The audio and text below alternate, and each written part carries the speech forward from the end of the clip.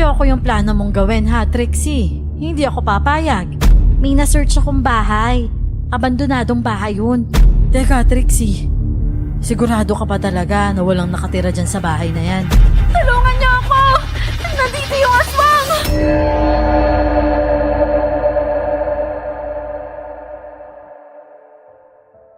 Magandang araw po sa inyo, Miss Clar, at pati na rin sa mga masugid ninyong tagapakinig. Fan na fan po ako ng channel ninyo. Isa po akong regular worker na sales lady sa isang malaking department store. Pero ang totoo ho, hindi yun talaga ang gusto kong gawin. Mataas po kasi ang pangarap ko. Ang gusto ko, maging kilala at sikat ako. Ako po si Trixie, at ito ang aking kwento. Bago ko po simulan ng istorya, huwag kalimutang mag-subscribe bilang suporta sa ating channel. Tingnan mo, ayan na naman siya oh.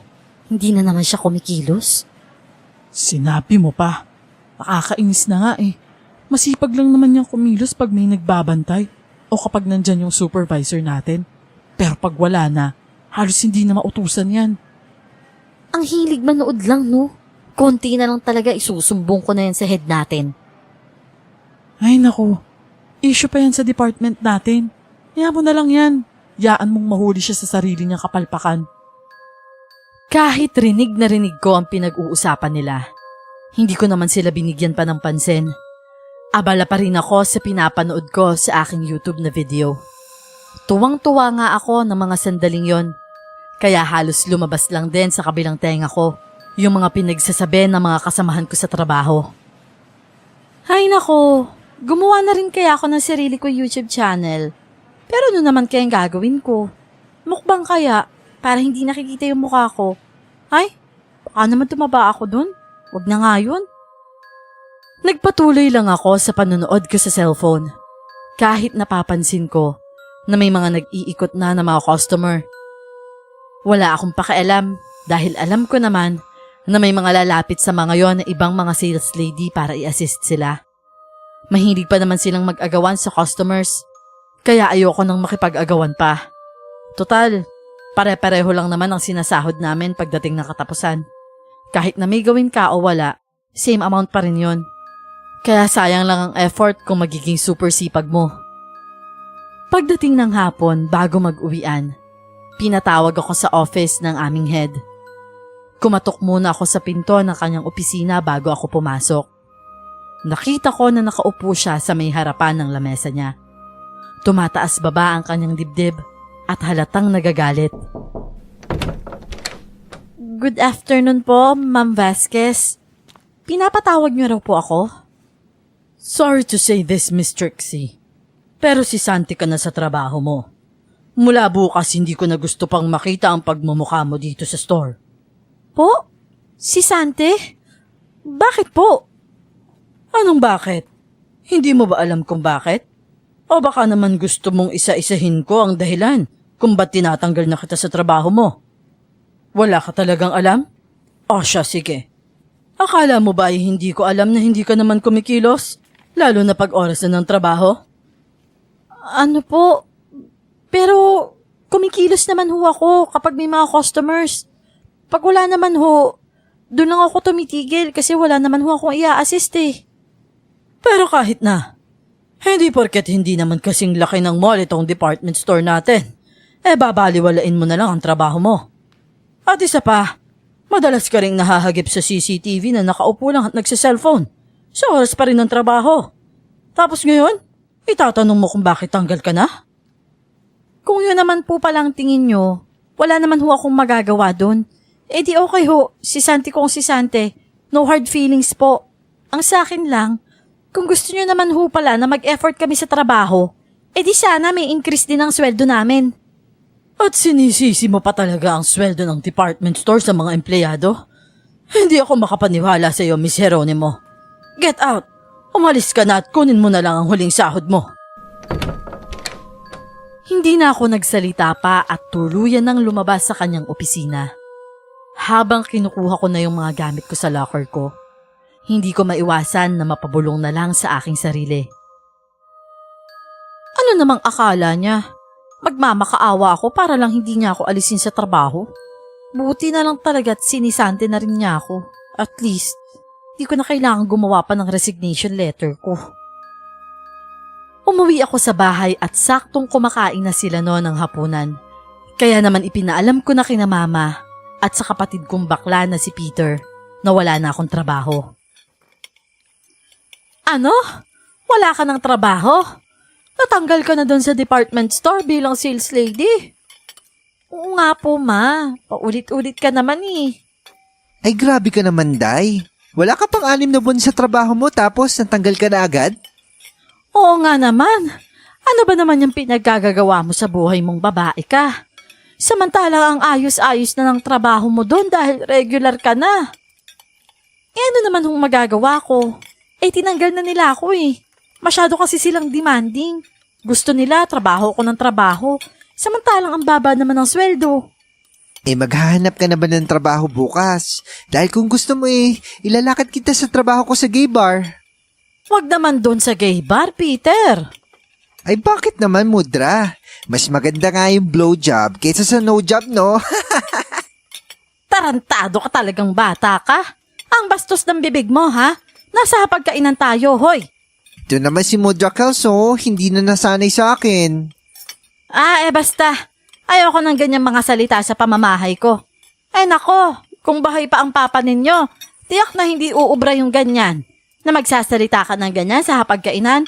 Nako, basag ang bibig mo panigurado. Hindi rin uubra sa kanya yung ganyan. Yung nasa tamang edad na wala pang trabaho at hindi pa kayang buhayin ng sarili. Nako, hindi yan pwede. Ngayon lang naman ako natanggal, ma. Wala pa nga akong isang araw na unemployed eh. Ang OA mo. Itinuloy ko na lang ang pagkain ko kahit na parang gusto ko na lang pumasok sa loob ng kwarto at magpahinga. Kaya lang, muli na namang nagsalita ang kapatid ko na pinipilit ako na pumasok doon sa gay bar na pinagtatrabahuhan niya. Understaffed kasi kami. Kulang kami sa mga tao kaya kung ilalakad kita sa boss ko sigurado matatanggap ka kagad. At saka close naman kami ni Mima Sor. Kapag nalaman niyang kapatid kita, automatic, tanggap ka kagad, Day. Kung gano'n naman pala, sige. Ilakad mo muna tong kapatid mo doon, Peter. Pansamantala lang naman habang wala pang magandang trabahong nahahanap doon si Trixie. Sakto din naman at gabi lang ang pasok dyan. Di tuwing umaga, maghanap ka ng trabaho. Hindi na ho ako magtatrabaho, ma, kuya. Ano? Anong sabi mo? Halata sa kanila ang pagkagulat. Muntikan pa ngang mabulunan si Kuya Peter. Pero hindi ko na siya pinansin dahil ipinaliwanag ko na sa kanila ang plano kong gawin. Total naman, ma, at ayaw na ayaw ko naman huyong minamanduhan ako sa trabaho. At ayoko rin naman na may boss ako. Kaya naisip ko ako na lang ang magiging boss sa sarili ko. At least, hawak ko pa yung sarili kong oras. Tapos nag-e-enjoy pa ako. Kaya buo na ho ang desisyon ko, ma. Magsisimula ho ako ng sarili kong channel. Magbablog ako. Hindi agad nakapagsalita si Mama at Kuya Peter dahil sa sinabi ko. Halatang nabigla sila sa aking desisyon. Pero bago pa man sila makapagbigay ng kanilang opinyon o reaksyon, tumayo na ako sa pinagkakaupuan ko. Tapos na ho akong kumain. Papasok na po ako sa kwarto at magpapahinga na ako. Teka lang, Trixie. Ma, pagod na ho ako. Gusto ko na hong magpahinga, kung pwede lang. Maaga akong nagising kinabukasan dahil nga may lakad ako. Pero bago yon nag-almusal muna ako. Kami lang dalawa ni Mama ang nasa bahay dahil nasa trabaho pa si Kuya Peter. Kadalasan, bandang 10:00 pa ng umaga siya nakakauwi. At katulad ng naputol na usapan kagabi, yun na naman ang topic na binuksan ni Mama. Pagkaupo ko pa lang sa bangko ko. Ayoko yung plano mong gawin ha, Trixie. Hindi ako papayag. Maghanap ka naman ng matinong trabaho, anak. Hindi ko lang to nasabi sa iyo kagabi dahil bigla ka na lang umalis habang nag-uusap pa tayo. Pero ngayon sinasabi ko na, hindi ako papayag sa ganyan. Hindi naman ho ako humihingi ng approval sa inyo, ma. Sinasabi ko lang ho para aware kayo sa gusto kong mangyari. Ayaw ko nga, Trixie. Ayoko. Ano bang mapapala mo dyan? At saka, Hindi naman maituturing na trabaho yan. Magsasayang ka lang ng oras mo dyan. May umayaman kaya sa pagbablog, mama. Huwag kang ang nega agad dyan. Tingnan nyo lang after 6 months. Sisikat din ako. At mas triple pa ang kikitain ko kaysa sa mga naging sweldo ko sa mga trabaho ko dati. At gaano ka naman kasiguro dyan, ha, Aber? Dahil gusto ko ho yung gagawin ko, ma. Kaya siguradong gagalingan ko at pag-e-effortan ko to. Ay nako, ewan ko sa yung bata ka. Mas matigas pa sa bato yung ulo mo. Hindi ka nakikinig sa akin. Nagmadali na akong tumayo matapos kong ubusin yung iniinom kong kape. Alis na muna ako, ha, ma? At saan ka naman pupunta? Aalis ka na naman sa gitna ng usapan natin. Tapos na ho ang usapan natin, mama. Uulitin ko ho, nakapagpasya na ako. Desidido na ako sa gagawin ko. Saan ka nga pupunta? Magba-vlog ka na? Pupunta ako kay Ami, ma. Sige na po, babay na. Nagmadali na nga akong lumabas ng bahay. Pumunta ako sa may kabilang barangay kung saan nakatira ang kaibigan kong si Ami. Siya talaga ang malapit kong kaibigan at sigurado susuportahan niya ako sa bala kong gawin. Isusurpresa ko siya sa bahay niya dahil hindi niya alam na pupunta ako doon ngayon. Yayayain ko siya na samahan ako sa pupuntahan ko dahil sigurado hindi niya ako magagawang tanggihan. Ano? Pinagluloko mo ba ako? Vlog daw? Anong katulang nasinghot mo nang maiwasan ko? Seryoso nga ako, Ami. Yun yung gusto kong gawin. Hindi ako nagbibiro. Kinuwento ka na kay Ami yung tungkol sa pagkakatanggal ko sa trabaho at ang bala kong gawin. Hindi ko akalain na pati siya mabibigla sa plano ko. Sabagay, pasok naman yan sa ugali mo. Masalita ka eh. Kaya pwede rin. Pero, di ba malaking suntok sa buwan yung gagawin mo? Sa dami na ngayon na sumisikat at sumusulpot na vlogger na yan. O yung mga yung mga wannabe influencer. Parang malabo no, pansin ka agad ng masa eh. Ano ka ba? Anong espesyal sa'yo para sumikat ka kagad? Ay nako, Ami. Tigil-tigilan mo nga ako sa pagiging nega mo. Hindi ako natutuwa, ha? At tigil-tigilan mo din ako dyan sa vlog-vlog mo na yan. Nako, hindi maganda ang kutob ko dyan. Ano bang gagawin mo? Sasayaw ka? O baka naman maghuhubad ka na. Yung halos ipakita mo yung dibdib mo para mag-trending ka o mag-viral ka. Sira, hindi yun. Ibang plano kong gawin. Ano nga? Maglilibot ako sa mga lugar-lugar, yung mga liblib na lugar, tsaka yung mga places na medyo mysterious yung effect. Ganon. O, tapos ganito. Magpapanggap ako doon na sa pinupuntahan kong lugar, may kakaibang nilalang. Mga multo, mga ganon. Di kaya naman aswang. Yung kunwari, bigla na lang may mahahagip yung camera. Ganon. Ibig mong sabihin, manloloko ka ng tao. Grabe naman yung termong panloloko. Panloloko talaga, Ami? Hindi ba pwedeng gagawin ko yun para sa entertainment? Yun naman talaga ang rason ng platform na yun, di ba? Yung maka-entertain ka ng mga totoong nanonood. Nakita ko ang mabilis na pagkamot ni Ami sa kanyang ulo. Maging siya ay parang naguguluhan na rin sa akin. Pero hindi mo naman kailangang gumawa o di kaya magpanggap na merong mga multo-multo sa lugar para lang maka-entertain ka ng tao. Anong gusto mong gawin ko? Sumayaw. Hindi naman ako marunong sumayaw. O kaya yung usong-uso ngayon na prank-prank na yan? Sino ipaprank ko? Si Mama. Baka sampalin pa ako nun sa muka.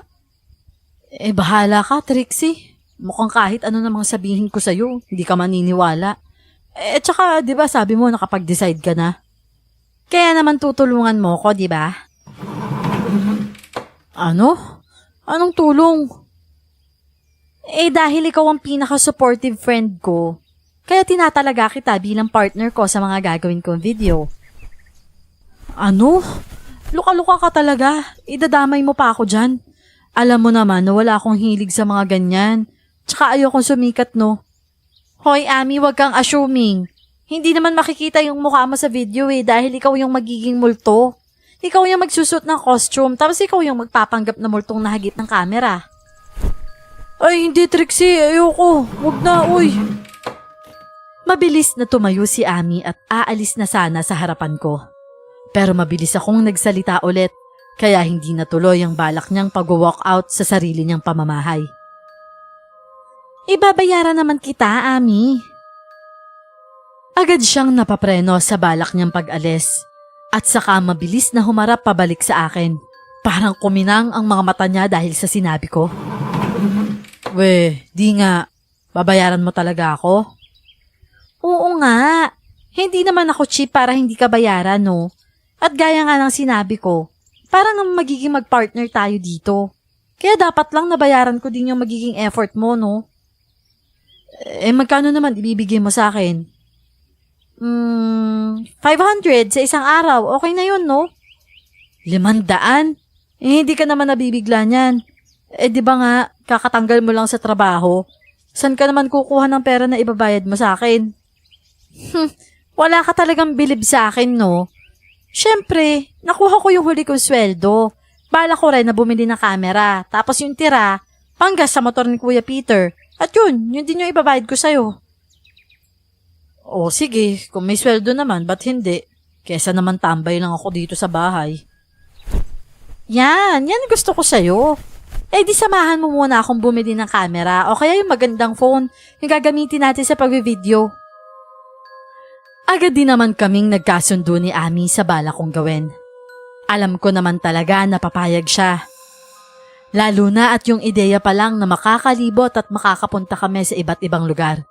Sulit na para samahan niya ako. Paano ba naman? Mahilig talaga kaming gumala kahit pa nung high school pa lang kami.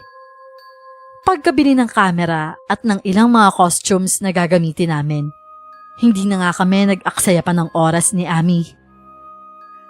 Kinabukasan ay dali-dali na akong sumakay sa motor ni Kuya Peter at pinaandar na yon paalis. Naabutan ko si Ami sa may labasan. Bit-bit ang malaking bayong na sa tingin ko ay wig at costume niya ang nakalaman. Ngunit bago pa man ako huminto sa may harapan niya, napansin ko na ang puting pintura na nakalagay sa buong mukha niya. Ano naman yan, Ami? Ba't may pintura yung mukha mo? Lintik naman to si Trixie. Pinagtatawanan pa ako. Nakakahiya. Kanina pa akong pinagtitinginan dito. Ang tagal mo kasi. Bakit ba kasi ganyan ang mukha mo? Nagpa-practice ako ng horror makeup kagabi. Hindi ko matanggal. Yun, natulog ako may pintura sa mukha. Hindi ko na rin tinanggal. Total, gagamitin na rin naman natin ngayon para sa content mo. Napatawa na nga ako ng malakas hanggang sa umangkas na nga siya sa may likuran ko. Habang itinatago ang mukha sa likod ng bayong na daladala niya. Hindi nagtagal ay sumeryoso na rin kaming dalawa. Lalo na nang tinanong na ni Ami sa akin kung ano ang unang lugar na pupuntahan namin. Doon tayo pupunta sa may malawak na parang, yung dating lugar na ginawa kaingin. Saan naman yun? Malapit lang ba yun dito sa atin? Mga 20 minutos lang ang biyahe doon. Tara na. Baka maraming tao doon na. Baka bahayan yun. Walang tao doon. Malalaman mo mamaya. Pagkatapos ng konting pag-uusap namin, tumahimik na rin kami sa buong biyahe. Makalipas nga ang halos 20 minuto, tinatahak na namin ngayon ang mataas na bahagi ng lupa, papunta sa parang na tinutukoy ko. Malaki ang mga nagtataasan na puno sa paligid. Dahil sa matatayog na puno, kaya hindi ganun kainit ang lugar. Hindi nagtagal ay huminto na ang motor at bumaba na kami. Sabay na naming nililingalinga ang paligid. Hindi naman nakakatakot ang lugar na to ah. Ay nako, hindi pa. Pero mamaya, pag medyo dumilim na ang paligid, nakakatakot na to, no? Paano mo nalaman? Di ka pa naman nakakapunta dito kapag gabi ah, di ba? Hindi pa nga, pero may feeling ako. Di maghihintay pa tayo ng gabi dito. Eto, ganito yung plano ko, makinig ka. Kunwari, magpipiknik ako dito. Diyan, maglalatag ako ng mauupuan ko. Pagkatapos, dun ako magsa-start na magkuha ng video. Parang video lang habang nagpapahinga, ganun. Tapos, pupunta ka dun sa mga malalagong damo. Dun ako pupwesto sa malapit lang dun. Para kapag ginalaw-galaw mo yung mga damo, mahahagip ng camera, ganun. Tapos sa arte na lang ako na parang natatakot ng konti. Parang guni-guni ko lang, parang ganun. Seryoso ka, Trixie? Pinlahan mo talaga yan? Oo naman, kagabi. Parang pakiramdam ko nga gumagawa ako ng script eh. Ayos ba? Ayos naman.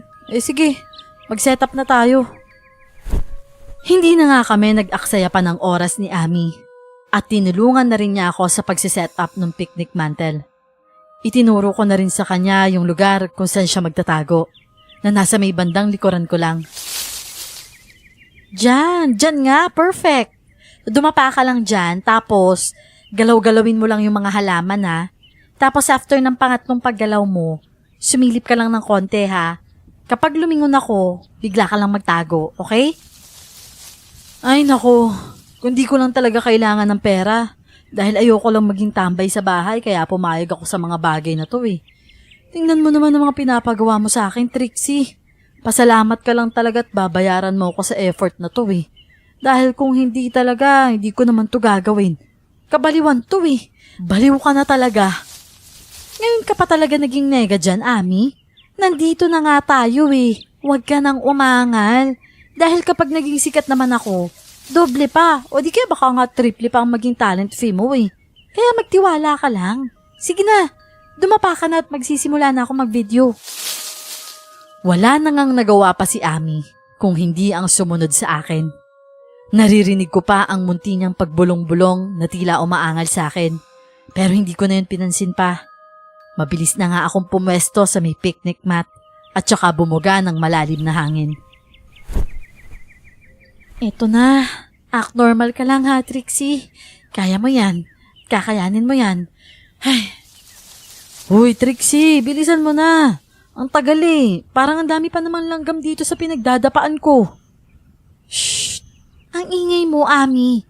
Huwag kang bigla-bigla na lang magsasalita ng ganyan ha. Tumahimik ka lang hanggat maaari. Para kukunti lang yung i-edit ko. Hindi pa naman ako marunong sa edit-edit na yan. Sige na. Quiet on the set. Narinig ko pa ang pagtawa ni Ami dahil sa sinabi ko. Pero hindi ko na lang pinansin yon. Lumanghap muna ako ng malalim na hininga.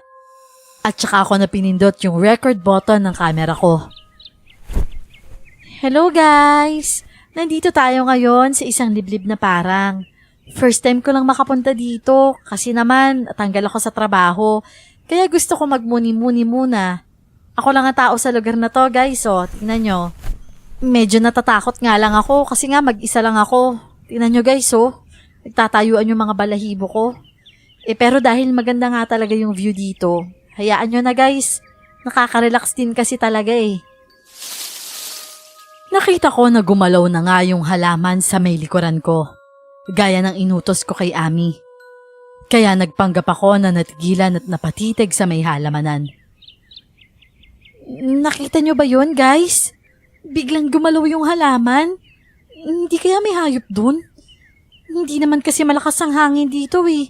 Actually guys, wala nga kahangin-hangin dito eh. Ba't naman kaya gagalaw yung halaman? Ilang sandali pa natapos na rin kami sa pagvivideo ni Ami. Sabay na naming pinapanood yung video habang nakaupo kami sa picnic mat at kinakain yung konting snacks na baon namin. Ay nako, tingnan mo Ami oh, ang dami mong mali. Wala tuloy akong choice kundi ikat bigla yung video. Masyado ka naman perfectionist dyan. Ipapaalala ko lang sa'yo hindi ako pro, ngayon ko lang to ginawa. Simpleng bagay lang naman kasi, Ami. Tingnan mo tong pagsilip na ginawa mo. Sumilip ka na parang may pinapanood kang chismis. Sabi ko naman sa'yo, konting silip lang eh. Oo na. Ayusin ko na sa susunod. Kinagabihan pagka-uwi ko sa bahay. Agad ko nang inedit yung video. Medyo tumagal nga yung pag-e-edit ko dahil hindi pa ako sanay at ginagamay ko pa ang lahat. Kinailangan ko pa na manood ng video para sa tutorial. Pero kahit ganon, hindi pa rin naman ako sumuko. Pagkatapos ng pag-e-edit ko, pinost ko kagad yon. After nun, dahil medyo late na rin talaga, nakatulog na din ako agad. Kinabukasan, pagmulat ko pa lang, agad ko nang inabot yung phone ko na nakalimutan ko rin i-charge. Pero agad kong binisita yung video ko para makita kung ilang views na. Ang lapad-lapad pa ng pagkakangiti ko nun. Madami na kanyang views yung video na in-upload ko. Sana naman. Tagal naman mag-loading. Sa totoo lang, Miss Clar, talagang mataas ang pag-asa ko at masyado po talaga akong umasa na marami ng views yung video ko. Kaya naman nang makita ko na hindi at halos wala namang nunood, pakiramdam ko, bumagsak talaga ang aking mga balikat at nalungkot ho talaga ako ng sobra. 13 views lang? Hindi ba maganda yung video? Ba't naman 13 lang ang nanood? Nirefresh ko pa yon ng paulit-ulit sa pag-aakala na baka hindi naman updated yung views nun. Pero talagang ganun lang yung views na nakuha ko sa buong magdamag. Ay naku, nakakainis naman. Akala ko naman kahit sana 1,000 views yung nakuha ko, masaya na sana ako. Pumunta ulit ako kay Ami. Wala kaming usapan na magvi-video ulit kami ngayong araw. Kaya naman pagkadating ko sa kanila, natutulog pa siya sa kanyang kwarto. Buti na lang, pinapasok na ako ng tiyahin niya. Kaya ako na mismo ang gumising sa kanya. Ami, gumising ka na dyan. Kailangan na nating umalis. Ano naman ginagawa mo dito sa kwarto ko, Trixie? Hindi ba obvious na sinusundo kita? Magbe-video tayo ngayon, bumangon ka na dyan. Ano? Araw-araw ba yung video recording natin? Akala ko ba once a week lang? Anong once a week? Twice or thrice a week nga dapat, kaya bumangon ka na dyan at aalis na tayo. Maghahanap pa tayo ng magandang lugar na pupuntahan. Ano ba yan? Na-upload mo na ba yung video natin kahapon?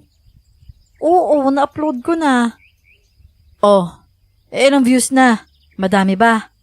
Wala gaano 13 lang. Ano? 13 views? Naku naman. Sabi ko na nga ba't biruan lang to Ano ka ba naman, Ami? Nandiyan na naman ikaw sa pagiging nega mo. Syempre, unang video pa lang naman natin yun. Kaya understood na hindi pa ganun karami yung manonood. Pero hindi ibig sabihin nun, titigil na tayo. Kailangan pa rin nating magpatuloy maging consistent sa pag-a-upload ng videos. Nararamdaman ko may patutunguhan din to. Konting tiyaga na lang at pasensya. Ay nako, ano pa bang magagawa ko? Binabayaran mo naman ako Hindi na ako aangal. O siya, sige. Hintayin mo ako at magbibihis ako. Sige, bilisan mo Sa mga araw na dumaan, talagang ginugugulang namin ni Ami ang oras at atensyon namin sa pagbe-video. Pero kahit na halos 2 linggo na ang nakakalipas, hindi pa rin nangyayari yung gusto kong mangyari. Hindi pa rin nagiging viral yung mga video ko. Tingnan mo tong isang nag-comment sa last video natin, Halatang fake daw. Kakainis. Ba't ka magagalit? Totoo naman na fake talaga yung mga videos natin, di ba? Dapat nga masaya ka dahil kahit papaano, may nag-iiwan ng comment dyan sa mga video mo. Natatawa ka, Ami? Ewan ko sa'yo. Ba't ba ako lang ang nababahala na mapunta sa wala tong pagbe-video natin? Ako lang ba ang nababahala na hindi pumatok tong video natin sa masa? Ang pag-angat ko naman, pag-angat mo rin. Kaya kung nababahala ako, dapat mabahala ka rin, no? Ano ba naman yan, Trixie? Extra lang naman ako Tsaka hindi naman ako nakikita sa video. Tsaka ikaw naman yung nakikita dyan. Kung sisikat ka, ikaw lang. Hindi ako kasama dun. Pero tataas naman ang mabibigay kong bayad sa talent fee mo kapag naging maganda yung kalalabasan ng videos natin. Kaya pwede ba? Konting effort pa, Ami. Oo na. Effort ko na nga Ano pa bang gusto mong gawin ko? Basta, konting effort pa. Bukas, may pupuntahan tayo. Ano na naman? Saan na naman tayo pupunta? May na-search akong bahay. Abandonadong bahay yun. Mukhang creepy dun sa picture na nakita ko Kaya yun, puntahan natin. Oo, sige. Sunduin mo na lang ako bukas. Magdala ka ng black dress o kahit itim na tela na lang para magmumukhang black lady. Masyado na common yung white lady Okay, noted, boss. Dumating kami ni Ami doon sa bahay na tinutukoy ko. Halos mag-aalas 2 ng hapon. Ginamit pa kasi ni Kuya Peter yung motor niya. Kaya hinapon na talaga kami ng dating ni Ami. Pagkababa namin sa motor, nilibot muna namin ang paningin namin sa paligid ng bahay. May luma na yung gate na halos kinakalawang na at mukhang napabayaan na talaga. May malawak din itong garden na patay na rin halos sa mga puno. Masasabi ko talaga, luma na yung bahay. Hindi dahil sa sira-sira na yung istruktura, pero dahil luma na yung ambience na ibinibigay nun. Teka, Trixie, sigurado ka ba talaga na walang nakatira dyan sa bahay na yan? Oo, sigurado ako. Kita mo naman yung ayos ng bahay, di ba? Parang hindi na nabibisita sa tagal ng panahon. Nakakatakot nga eh. Ang pangit ng bahay oh. Parang ang dilim ng aura. Eh yan nga ang hinahanap natin, di ba? Yung nakakatakot ang aura, tsaka yung mas kapani-paniwala na may kakaibang nilalang dyan. Ay nako, Trixie. Ibang pakiramdam ko ngayon eh. O bakit? Anong nararamdaman mo? Alam mo yung pakiramdam na parang may nakatingin sa'yo? Pakiramdam ko may mga matang nakasunod sa bawat galaw natin dito eh. Ano ka ba naman, Ami? Tinatakot mo lang ang sarili mo. Wala naman ako nararamdaman na ganyan eh. Hindi ko po alam kung nantitrip lang ba si Ami ng mga sandaling yon, Miss Clar. O talagang niloloko niya lang ako. Paano ba naman? Ang tagal-tagal na namin ginagawa yung ganito, na pumupunta sa mga lugar. Pero ngayon lang siya nag-react ng kakaiba ngayon. Kesyo may nararamdaman daw siyang nakatingin sa amin. Samantalang ako, wala naman akong nararamdaman na kahit ano. Bilisan na lang natin, Trixie. Baka abutan pa tayo ng gabi dito eh. Hapon na oh. Ayokong abutin tayo ng gabi dito. Ang layo-layo pa naman ito sa may tabing kalsada. Chill ka lang, Ami. Masyado ka namang seryoso dyan. Bigla-bigla na lang nagbabago yung mood mo. Magpalit ka na ng damit mo, tapos ako naman ikakabit ko na lang yung mic sa camera. Oo, sige. Basta bilisan mo ah. Mabilis na nga ang naging pagkilos naming dalawa. Hinanda ko na yung camera at pagkatapos nun, itinuro ko kay Ami yung gagawin niya. Sige Ami, buksan mo na yung gate tapos pumasok ka na sa loob. Napansin ko ang mabilis na pagbato ng tingin sa akin ni Ami at pati na rin ang pangunot ng kanyang noo. Anong sabi mo? Gusto mo kong pumasok sa loob ng bahay? Hindi naman sa mismong loob ng bahay. Diyan lang naman sa may gate. Diyan ka pupwesto sa may mga lumang halaman. Tapos sisilip ka ulit paminsan-minsan. Ay naku Trixie, ayoko. Ayoko talaga. Ano? Ba't ayaw mo? Ayoko. Baka makasuhan tayo ng trespassing sa gagawin natin dyan. Delikado yan. Ay nako. Ba't ba parang ang duwag-duwag mo ngayong araw, Ami? Hindi ka naman ganyan dati ah. Tsaka diba, sinabi ko na sa'yo na wala na nga tao na nakatira dyan. Abandonado na nga ang bahay na yan. Kung may tao dyan, dapat kanina pa niya tayo sinasaway. Sige na, pumasok ka na. Dyan ka lang naman sa may loob ng bakuran eh. Hindi ka naman papasok sa mismong loob. Narinig ko pa ang malakas na buntong hininga ni Ami. At kahit alam ko naman na napipilitan lang siya, sinunod pa rin niya ang sinabi ko. Yan, tama. Diyan ka lang sa patay na puno na yan ha. Yung buhok mo lang ang una mong ipapakita ha. Oo na, Trixie, bilisan mo na. Pindutin mo na yung record para matapos na tayo agad. Okay na siguro yung 10 minutes video, no? Oo, pwede na yun. Basta wag ka munang lalabas ha. Humanap ka ng magandang timing, hindi yung lalabas ka na agad. Ilang minuto pa lang na nagpi-play yung video eh. Kaya napaghahalataan tuloy na scripted. Oo na nga, sige na. Start na tayo. Pagkatapos ng saglit pa na pag-uusap namin, sinimulan ko na ngang pindutin yung record. Hello guys! Nandito ako ngayon sa isang abandonadong bahay oh. Kita nyo ba? Ngayon lang ako nakapunta dito. Nadaanan ko lang siya habang nagsistroll ako eh. Hindi ko nga alam kung ba't pa ako huminto sa bahay na to. Parang iba nga yung pakiramdam ko dito. Nandito pa lang ako nakatayo sa labas oh, pero parang ang creepy na agad. Pakiramdam ko, may nakatingin sa akin ngayon. Parang may matang nakamasid sa bawat galaw ko. Ganun yung pakiramdam ko ngayon, guys. Swear. Sa ngayon, eto guys, ipapakita ko na din sa inyo yung kabuuan ng bahay na nakikita ko ngayon dito sa personal. Kayo na lang ang humusga, guys, kung may pagka-creepy talaga tong bahay na to. Matapos ang pag-video namin sa bahay na yon, agad na rin kaming umuwi ni Ami. Katulad ng lagi kong ginagawa, ako na naman ang nag-edit ng video. Pagkatapos in-upload ko na rin yon at saka natulog na rin ako. Kinabukasan mga bandang 8:30 na ako nagising. Binuksan ko na yung phone ko at chinek yung video na pinost ko kung ilang views na. Na mga sandaling yon, Miss Clar, hindi na ganun kataas yung excitement ko habang binubuksan ko yung app dahil ayoko nang umasa. Kaso nga lang otomatikong napalaki ang aking mga mata nang makita ko kung gaano karami yung views nun at nagkalat din ng iba't ibang komento na hindi ko na mabilang kung ilan. Mabilis akong napabangon sa kinahihigaan ko. 200k views? Teka, totoo ba to? Muli kong nirefresh yung video dahil hindi ako makapaniwala na sa buong magdamag, gano'n na kaagad kadami yung views na natanggap ko. Oh my God, totoo nga! 200k views yung video at almost 1.8 yung nag-comment. Ba't kaya bigla ito nag-viral? Dahil nga na-curious ako kung bakit lumaki yung views at kung bakit ang daming nagko-comment. Kaya binasa ko yung ilang mga comments sa comment section. Hala, ang creepy naman. Bakit may matandang nakasilip sa may bintana? Bakit parang dalawa yung multo? Ha? Anong sinasabi ng mga to na dalawa ang multo?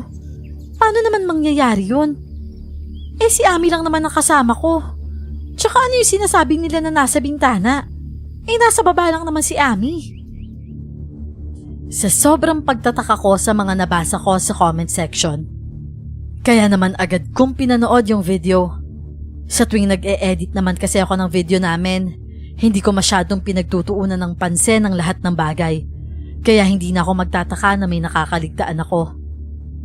Dahil 10 minuto lang naman ang tagal ng video, kaya talagang pinagtuunan ko ng pansin ang panonood.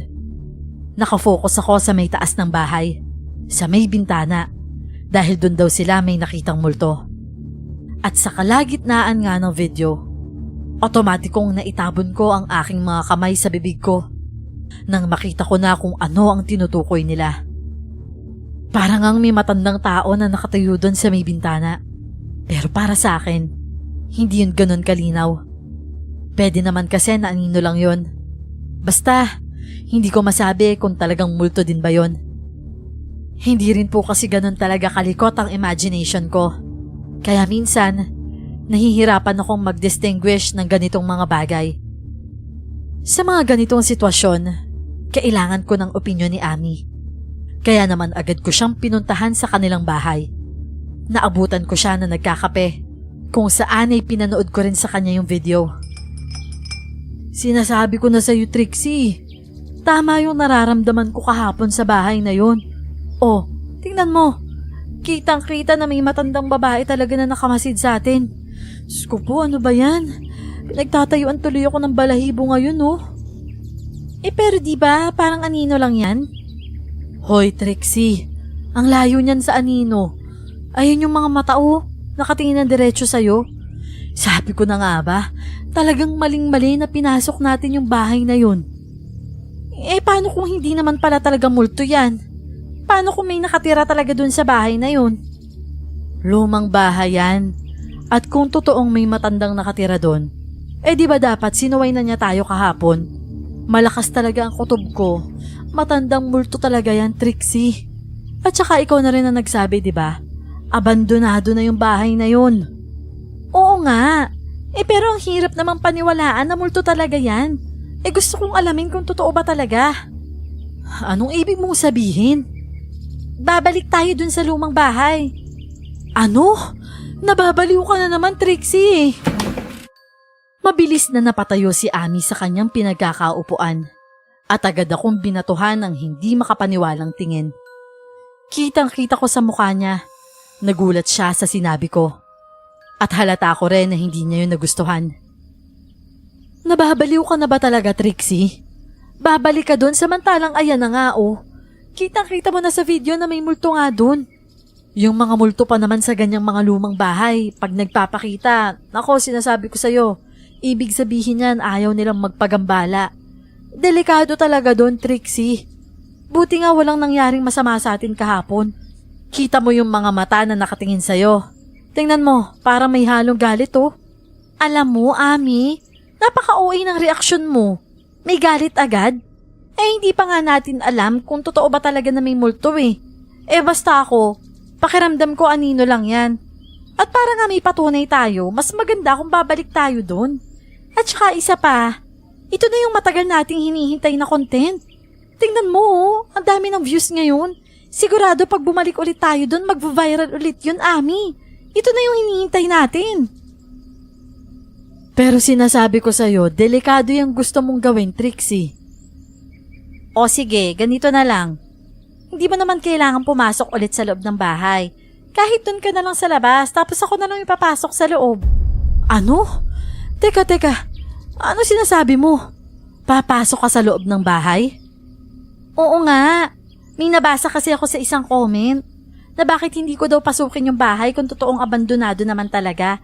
Eh di papasukin ko. Parang ang dating magiging documentary yung video natin. Ano sa palagay mo? Ewan ko sa'yo, Trixie. Ewan ko na talaga sa'yo. Basta ako, labas ako dyan ha. Oo nga, Ami. Hindi kita pipilitin na sumama rin sa loob ng bahay. Basta samahan mo lang ako. Kahit dun ka na lang sa labas, okay? Oo, siya. Sige na. Gaya nga ng plano, bumalik na nga kami doon sa lumang bahay. Agad naming tiningnan yung bintana, pero wala na doon yung pinag-aakalaan nila na aswang. Tingnan mo oh, wala dyan yung multo sa bintana. Kung anino talaga yun ang poste. Di ba dapat nandyan pa rin yun at hindi nawawala? Ano ka ba, Ami? Bandang alas 3 kaya yun? Eh syempre ibang sinag ng araw ngayon. Alas 11 pa lang ng tanghali eh. Huwag kang praning dyan. Sige na, papasok na ako sa loob. Maiwan na muna kita dito ah. Ay nako, iba talaga ang kutob ko sa bahay na yan, Trixie. Huwag ka na kasing tumuloy. Ano? Eh nandito na tayo eh. Ngayon mo pa ba ako pipigilan? Mabilis lang to, promise. Lilibutin ko lang yung loob ng bahay. Sige na. Magsistart na ako mag-video. Huwag ka maingay ah. Halata ko no na may balak pang sabihin sa akin si Ami. Pero hindi na siya nagsalita pa. Lalo na mag-umpisa na akong mag-video. Hello guys! Hindi ko talaga inaasahan na magva-viral yung last upload ko na video. Marami nagsabi na may nakita silang multo dun sa lumang bahay. Actually guys, hindi ko rin napansin yun. Kaya ito, for today's video, babalik tayo sa lumang bahay na to. Titingnan natin kung totoo ba talaga na may multo sa bahay na to. Tara, pasukin natin. Ipinakita ko sa video na binuksan ko na yung gate at saka agad kong tinungo yung hagdan ng bahay. Medyo naglikha ng tunog ang bawat paghakbang ko doon dahil mukhang luma na talaga yon at gapok na. Pakiramdam ko nga, pwedeng bumigay anumang oras ang baitang ng hagdan. Nasa harap tayo ng pinto ng bahay ngayon oh. Malalaman natin kung bukas ba yung pinto o nakalak. Nako guys, sana lang bukas para makapasok talaga tayo sa loob ng walang kahirap-hirap. Inabot ko na nga yung doorknob noon. Pero bago ko pa man mapihit ang pinto, napansin ko na nakabukas na pala yun ng konti. Nabigla ako. Wow, bukas pala yung pinto guys. Ayos, mas magiging madali yung pagpasok natin.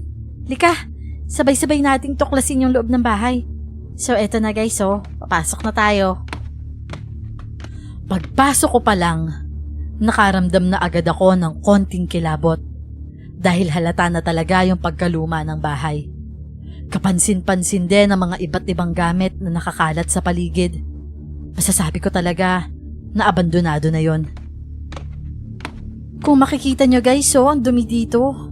Ang daming nakakalat na mga gamit. May hagdan pa siya na halatang luma na rin. Ay, teka, may piano pa oh. Mas nakakatakot pala yung bahay na to sa loob. Pero madami tayong makikita ng mga rebulto at saka mga santo dito. Pero hindi to ang pakay natin ngayon, guys. Akyatin natin yung second floor ng bahay. Nandun yung bintana na may nakita raw na matandang babae eh.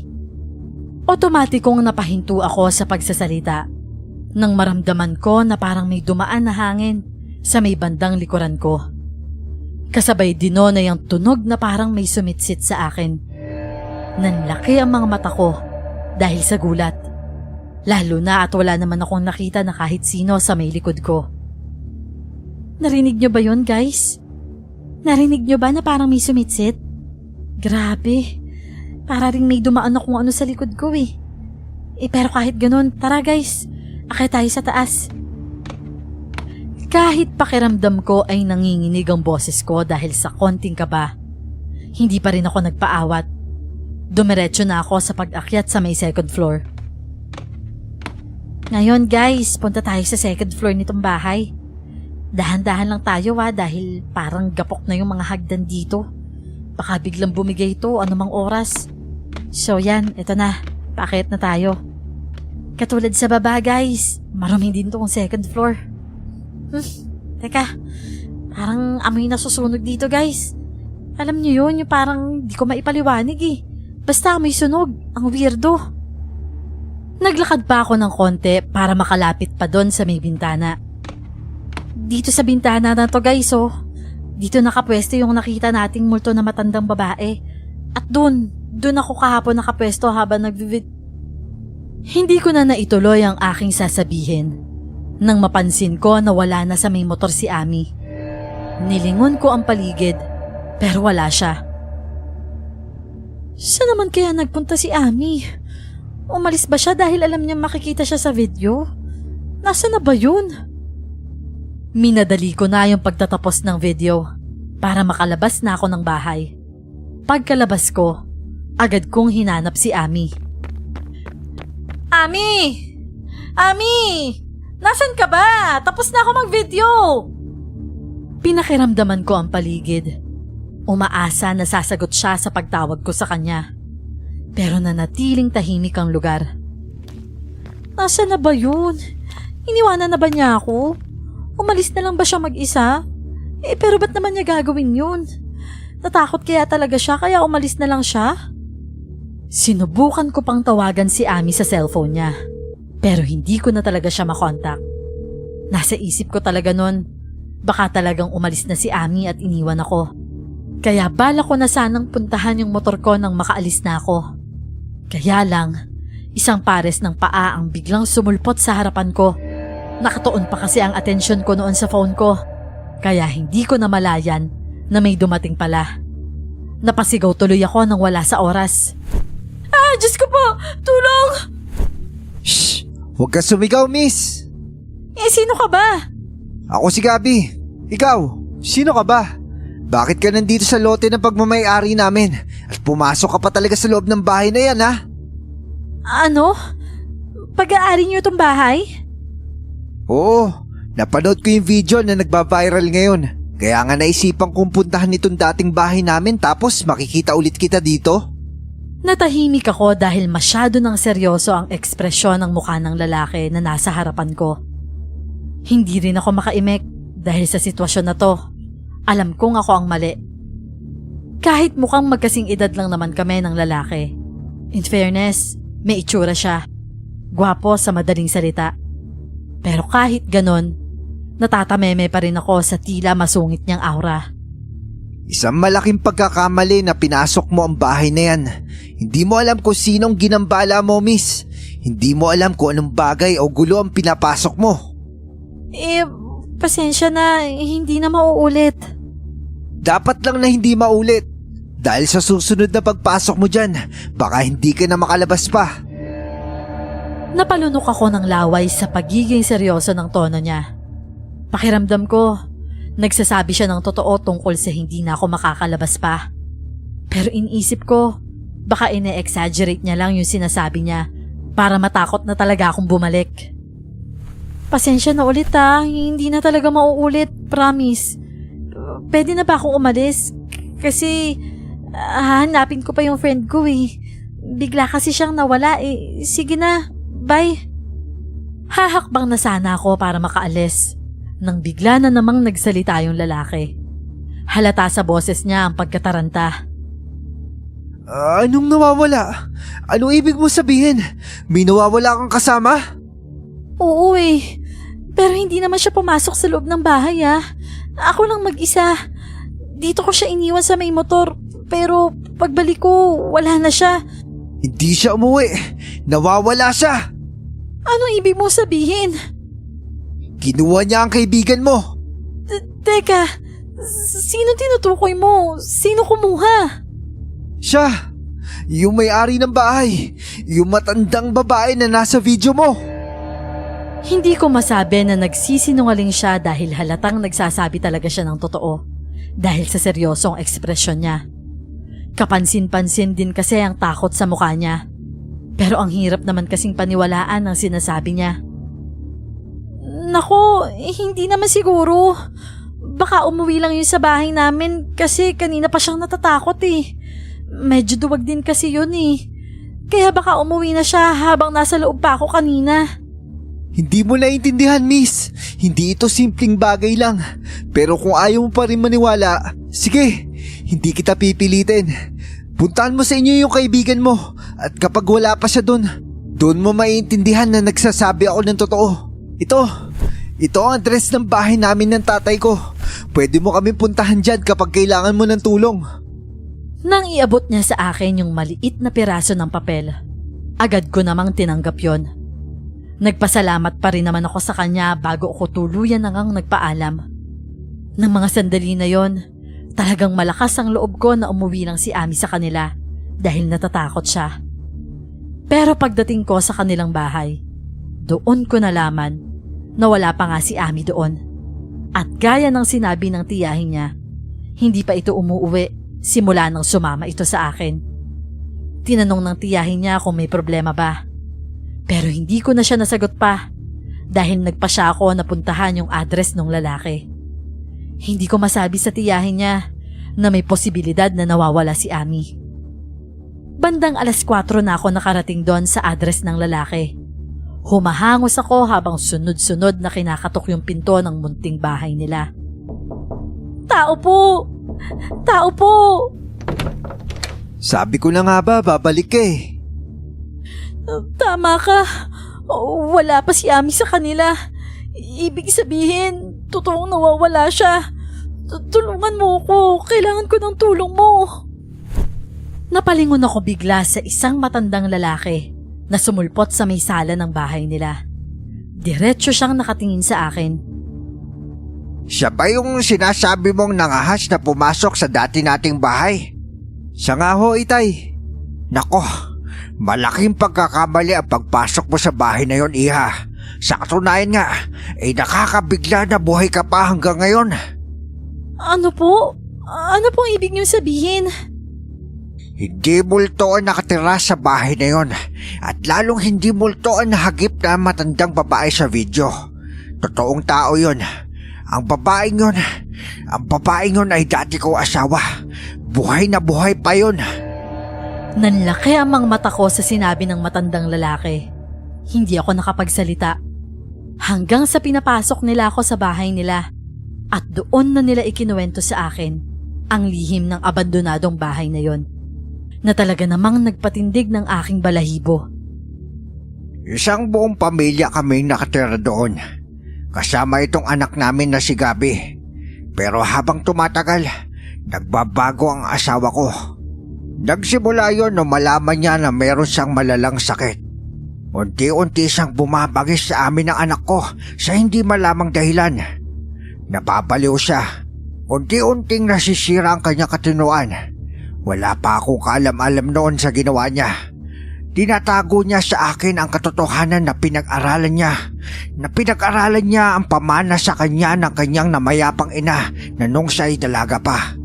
Pinag-aaralan niya ang pagiging isang aswang sa pag-aakala na mawawala ang kanyang malubhang sakit kapag naging aswang siya. At totoo naman, nawala ang kanyang sakit at hindi naman siya namatay.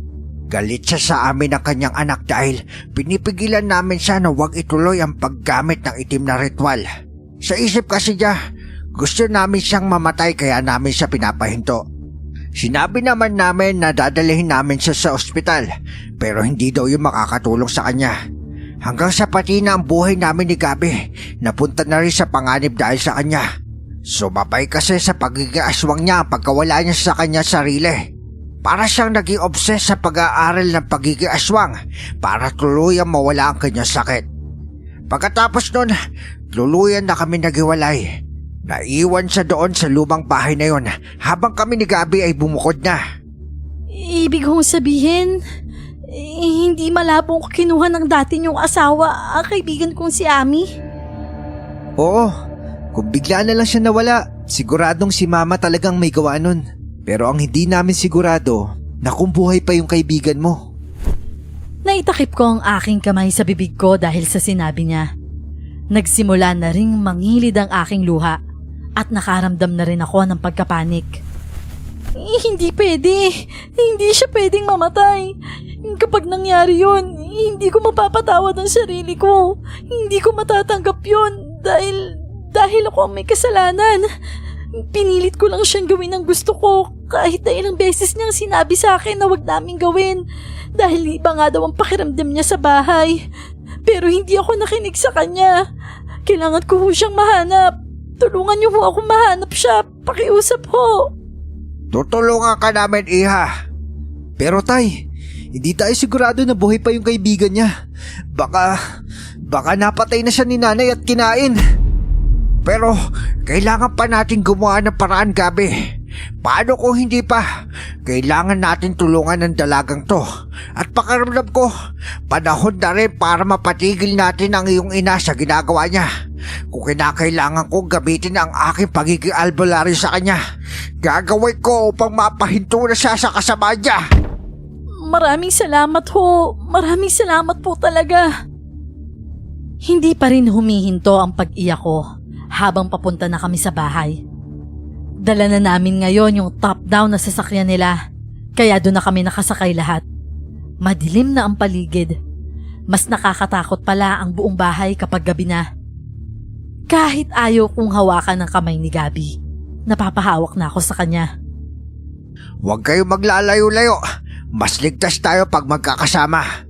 Gabi, huwag mong bibitawan ng dalaga lalo na't alam natin siya ang magiging pakay ng iyong ina. Opo, Tay. Huwag kang mag-alala, Trixie. Hindi ka namin pababayaan. Nagpatuloy kami sa paglalakad hanggang sa makapasok na kami sa loob ng bahay.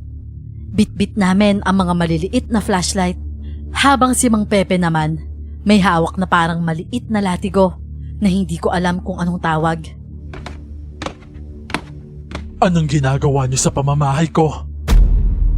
Bibigyan ko kayo ng pagkakataon na umalis, Pepe. Pati na rin ikaw, Gabi. Umalis na kayo at iwan niyo ang babaeng kasama niyo.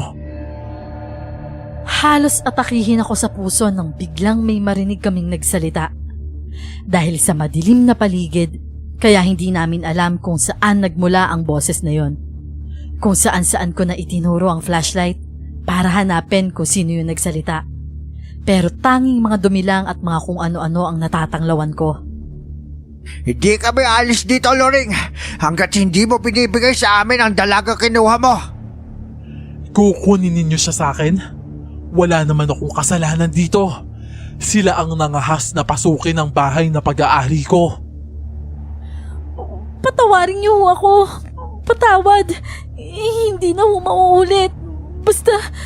Basta ibalik niyo lang ho ang kaibigan ko. At sino ka para utusan ako? Ikaw naman talaga ang dapat na kukunin ko.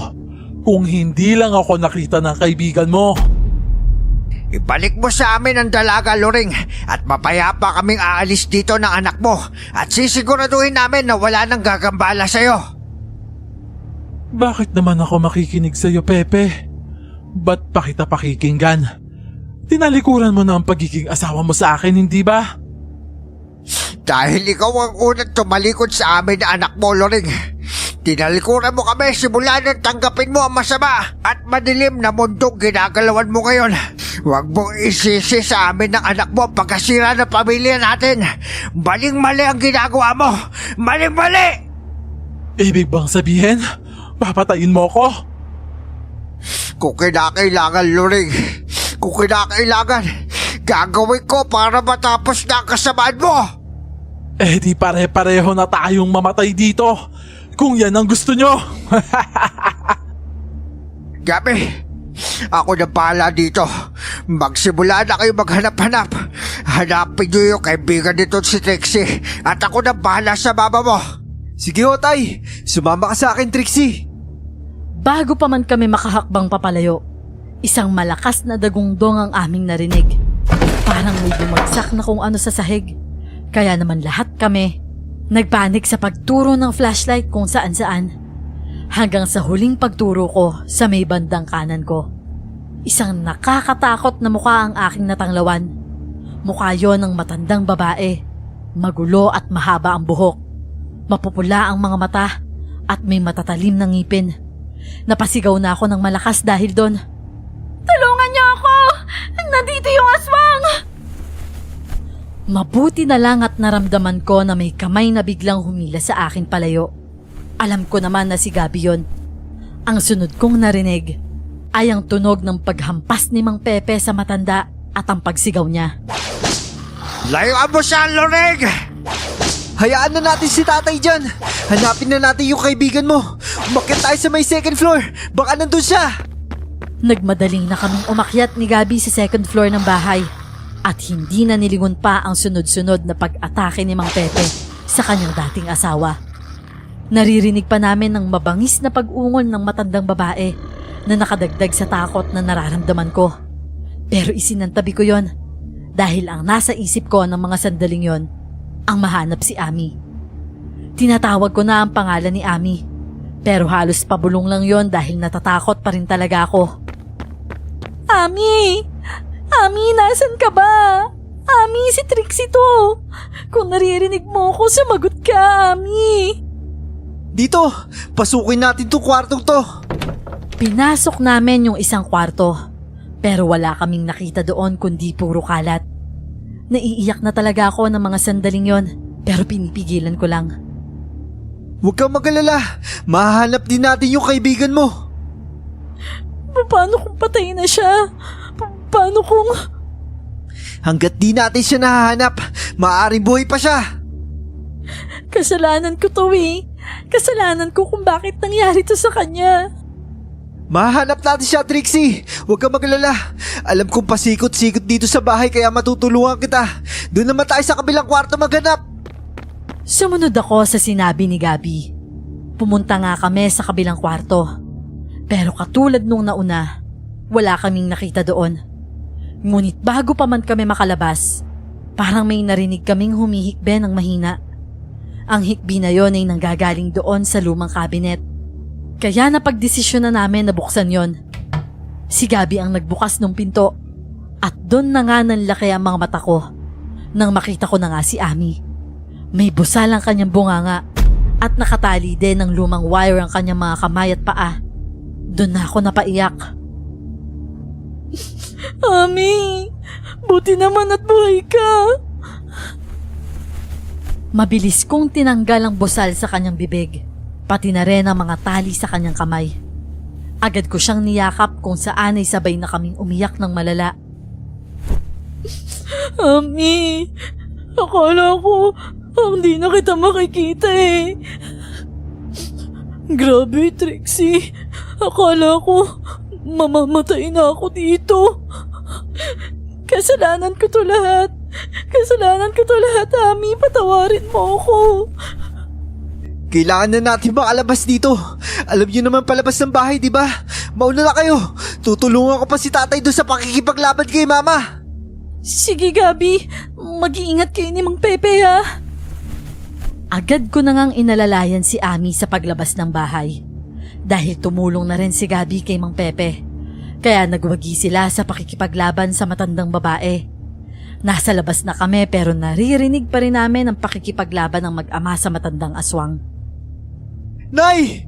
Tigilan niyo na po bibiktima ng mga tao! Tama si Gabi. Dahil kung hindi, mapipilitan kami tapusin ka na lang ngayon din, Loring. At talagang nagkampihan pa kayong mag-ama. Muling nagpatuloy ang labanan. Pero anong laban ng matandang aswang sa dalawang kumakalaban sa kanya na si Mang Pepe at Gabi? May natamo din na sugat ang dalawa. Pero mas madami ang natamong sugat ng matandang babae na nagdulot ng kanyang pagkamatay. Imbes na sunugin ang bangkay, inilibing na lang nila ito bilang paggalang na rin daw sa kanilang pinagsamahan noon. Malaki ang pasasalamat ko sa mag-ama dahil kung hindi dahil sa tulong nila, baka nawala na talaga ng tuluyan ang kaibigan kong si Ami. Maraming salamat ho talaga sa tulong niyo, Mang Pepe, Gabi. Kung hindi dahil sa tulong niyo, baka kung ano nang nangyari kay Ami. Nawa ay magsilbing aral ito sa'yo, Iha. Maging maingat tayo sa ating pinupuntahan at hindi sa lahat ng bagay ay pwede natin pasukin para lang mapatunayan na malakas ang loob mo. Pangako ho, magiging aral na ho ito sa akin. Dahil sa pangyayaring yon, Miss Clar, kaya namulat na ang aking kaisipan sa mga bagay-bagay sa mundo. Tumigil na ho ako sa pagbablog. Namulat na ako sa kaisipan na hindi ko kailangan na maging famous o viral. Hindi rin lahat ng nakikita sa mga video sa internet totoo. Dahil yung mga totoo talaga, nagkukubli na lang sa nakaraan na ayaw nang ipabuklat pa. Ang paalala ko na lang sa lahat, wag na sana nilang gayahin ang pagkakamali ko. Dahil hindi lahat ng pwedeng pasukin, dapat pasukin. Gaya na lang ng bahay ng matandang yon sa Davao de Oro na inilibing ko na lang sa aking alaala.